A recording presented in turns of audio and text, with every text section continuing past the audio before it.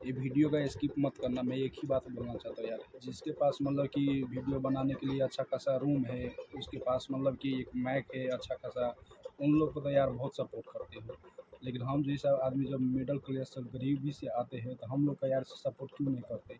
और एक चीज़ इस वीडियो में मैं और बताना चाहूँगा, क्योंकि ये जो मनीषा का केस जो है ना, राजस्थान की रहने वाली मनीषा, लॉरेंस बिश्नोई किंग ने मनीषा की बलात्कारियों से चुन चुनकर बदला लेने का कर लिया है तैयारी। अब जाकर लॉरेंस बिश्नोई किंग का हो गया भिवानी में एंट्री। यहाँ पर आप देख सकते हो दोस्तों, बीते 11 अगस्त को 19 वर्षीय मनीषा का बलात्कार हुआ और उसके बाद इसका हत्या करके इसकी लाश को खेत में फेंक दिया। तो अब जाकर दोस्तों जिस तरह से लॉरेंस बिश्नोई किंग का एंट्री हुआ है, इस मामले में कौन कौन सा नया अपडेट आया, सारी बातों का खुलासा हम करेंगे। लेकिन इससे पहले आप सबों को नमस्कार, प्रणाम, आदाब, सत श्री अकाल, जय श्री महाकाल दोस्तों। और इस वीडियो को देखने वाले सभी भाइयों और सभी बहनों को हमारी तरफ से दिल से सलाम। यहाँ पर जो ये मनीषा आपको दिख रही है दोस्तों, ये मनीषा हम लोगों के बीच नहीं रही। आपको बता दूं ये घटना है बीते 11 अगस्त की। मनीषा स्कूल से पढ़ाकर लौट रही थी, उसी दौरान कुछ दरिंदों ने इसे खींचा और खींचकर इसे खेत में ले गया। ना केवल इतना बल्कि इसके साथ दरिंदगी किया, इसका हत्या कर दिया और हत्या करके दोस्तों इसके गर्दन को भी इसके शरीर से अलग कर दिया और इसके मुंह को बुरी तरीके से क्षतिग्रस्त कर दिया था, ताकि किसी को भी सबूत ही ना मिले, ताकि किसी को पता ही नहीं चल पाए कि ये मनीषा है। लेकिन मनीषा की कपड़ों की वजह से इसके परिजनों ने इसे पहचान लिया। आपको बता दो 13 अगस्त को मनीषा का लाश मिला था, जिसके बाद से आपको बता दो पूरे भिवानी शहर के लोगों ने खूब जमकर विरोध प्रदर्शन किया। यहाँ पर आप देख सकते हैं दोस्तों, भिवानी के जितने भी लोग हैं, ना केवल भिवानी बल्कि आपको बता दो पूरे हरियाणा ही नहीं बल्कि इंडिया भर के लोगों ने विरोध किया। आपको बता दो मनीषा के साथ इस तरह का दरिंदगी किया गया है, इतना ज्यादा दरिंदगी के बावजूद भी अब तक हरियाणा पुलिस कुछ नहीं कर पा रही है। और इसी वजह से आपको बता दूं लॉरेंस बिश्नोई किंग के बदमाशों ने साफ साफ बोल लॉरेंस दिया कि बिश्नोई अगर पुलिस सही। वाले इंसाफ नहीं दिलवाएंगे तो मनीषा के कातिलों से हम लोग बदला लेंगे। अब सवाल ये आता है बदला लेंगे। अब सवाल ये आता है दोस्तों कि इस मामले में लॉरेंस बिश्नोई किंग का बदमाश कर क्या रहा है। क्या ये तमाम बदमाश हरियाणा की भिवानी में एंट्री ले चुका है? क्या लॉरेंस बिश्नोई किंग भिवानी के अंदर एक बार फिर से गैंगवार की वारदात को अंजाम देगा? क्या मनीषा के कातिलों से बदला लेगा? इन सब चीजों के बारे में चर्चा आगे करेंगे। इससे पहले जान लेते हैं दोस्तों इस मामले में हुआ क्या है। आपको बता दूं मनीषा की डेड बॉडी का पोस्टमार्टम भी हुआ और पोस्टमार्टम रिपोर्ट के आधार पर जो खुलासा हुआ, पुलिस वालों का कहना है कि मनीषा ने सुसाइड कर लिया। मैंने दोस्तों पहले भी कहा था कि अगर कोई आदमी सुसाइड करेगा तो बहुत से बहुत वो जार खाएगा या फिर जार पिएगा। अब ऐसा तो नहीं है कि मरने के बाद वो अपने गर्दन को भी काट लेगा, और ऐसा तो नहीं है दोस्तों कि मरने के बाद कोई अपना बच्चा दानी भी निकाल कर फेंक देगा।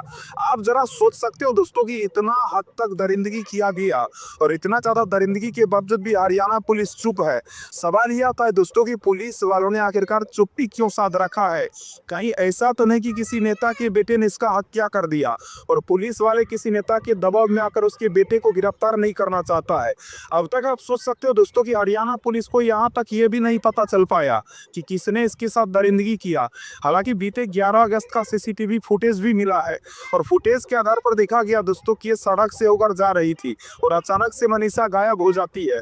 अब सोचने वाली बात यह दोस्तों कि मनीषा के साथ इतना ज्यादा दरिंदगी किया गया, इतना समय गुजर गया, लेकिन अब तक हरियाणा पुलिस हाथ पर हाथ धरे बैठी है। और सोचने वाली बात यह दोस्तों कि पुलिस वालों को इतना पावर है, पुलिस वालों के पास इतना सारा रिसोर्स है, उसके बावजूद भी पुलिस वाले कुछ कर नहीं रहे हैं। और इसी वजह से दोस्तों इस मामले में लॉरेंस बिश्नोई किंग का एंट्री हुआ। जब से लॉरेंस बिश्नोई किंग ने इस बात का जिम्मेदारी लिया है कि अगर मनीषा को पुलिस वालों ने इंसाफ नहीं दिलवाया तो सारे दरिंदों को हम लोग समाप्त कर देंगे। तो सवाल यह आता है दोस्तों, क्या लॉरेंस बिश्नोई किंग सचमुच बदला लेगा? अगर सूत्रों की माने दोस्तों तो कहा जा रहा है कि लॉरेंस बिश्नोई का छोटा भाई अनमोल बिश्नोई अब इसने भी कहना शुरू कर दिया है कि मनीषा की दरिंदों से बदला हम लोग लेंगे। अब तक हम लोगों ने केवल उन लोगों को मारा है जो लोग की समाज के खिलाफ गलत काम करते हैं, और एक बेटी के साथ इस तरह से दरिंदगी किया गया है, इसका बदला भी अब लॉरेंस बिश्नोई किंग लेने को तैयार है। अगर सूत्रों की माने तो बताया जा रहा है लॉरेंस बिश्नोई किंग के कुछ ऐसे बदमाश है जो कि हरियाणा के भिवानी के अंदर मनीषा के कातिलों को ढूंढ रहा है। और दोस्तों कहा जा रहा है कि अगर लॉरेंस बिश्नोई किंग के बदमाशों के निशाने पर वो लोग आता है तो लॉरेंस बिश्नोई किंग उन लोगों से बातचीत नहीं करेगा, सीधा उन लोगों को खल्लास कर देगा। और कहा जा रहा है दोस्तों कि लॉरेंस बिश्नोई का साथी गोल्डी ढिल्लो जो कि कनाडा में है, यहाँ पर आप देख सकते हो दोस्तों यही वो गोल्डी ढिल्लो है जिसने कहा है कि हरियाणा के अंदर बेटी मनीषा के साथ जो हुआ है, बहन मनीषा के साथ जो हुआ है, उसका बदला हम लोग पूरा करेंगे। हालांकि आपको बता दें इस मामले में भिवानी के लोगों का यही कहना है कि पुलिस वाले हम लोगों को अब तक इंसाफ नहीं दिलवाना चाहते हैं।